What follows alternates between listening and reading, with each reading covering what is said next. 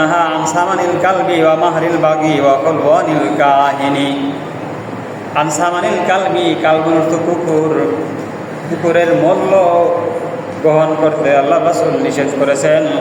ওয়া মাহরিল বাগি ব্যভিচারীর পতিতার উপার্জন আল্লাহ রাসূল গ্রহণ করতে নিষেধ করেছেন, এটা হারাম।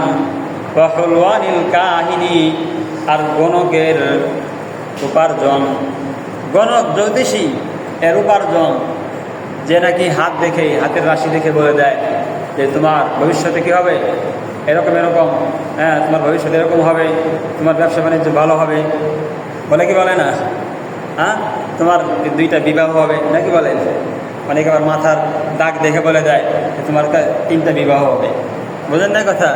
এই যে অযৌক্তিক কথাবার্তা, এগুলো করে যে উপার্জন করে, রাসূল বলেন যে এগুলোর উপার্জন কি হারাম। কারণ আগামীতে কি হবে না না হবে তা কে জানে বলেন? আল্লাহ জানে, কোনো মানুষ জানে না। আল্লাহ রাব্বুল আলামিন কোনো মানুষকে ক্ষমতা দেন নাই, কোনো নবীকে ক্ষমতা দেন নাই, কোনো রাসূলকে ক্ষমতা দেন নাই যে আগামীকাল কি হবে না হবে এই সম্পর্কে জানার ক্ষমতা আল্লাহ রাব্বুল আলামিন কাউকে দেন নাই। আল্লাহ সাল্লাল্লাহু আলাইহি সাল্লাম বলে, যে ব্যক্তি নাকি কোনো গণকের কাছে গেল, গণকের কাছে যাওয়ার পর জিজ্ঞাসা করলো যে দেখেন তো, হাত দেখাইছে বা জিজ্ঞাসা করছে দেখেন তো আমার ভবিষ্যতে কি কি হবে, আমার ভবিষ্যৎ কি হবে, ভালো না খারাপ, আমার ব্যবসা বাণিজ্য কেমন হবে, আমার চাকরি বাকরি ভালো হবে কি হবে না, আমার পরীক্ষা সামনে পরীক্ষায় ভালো ফলাফল করতে পারবো কি পারবো না, আমার ছেলে সন্তান হবে কি হবে না।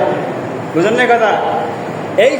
এগুলো যে নাকি জিজ্ঞাসা করলো কোনো জ্যোতিষীকে, কোনো গণককে, রাসূল বলেন লাম তুকবাল লাহু সালাতুন 40 লাইলাতান, ওই ব্যক্তির 40 দিন নামাজ কবুল হবে না, নামাজ কবুল হবে না। অর্থাৎ নামাজের সওয়াব সে পাবে না, নামাজের দায়িত্ব আদায় হবে কিন্তু নামাজের সওয়াব সে পাবে না।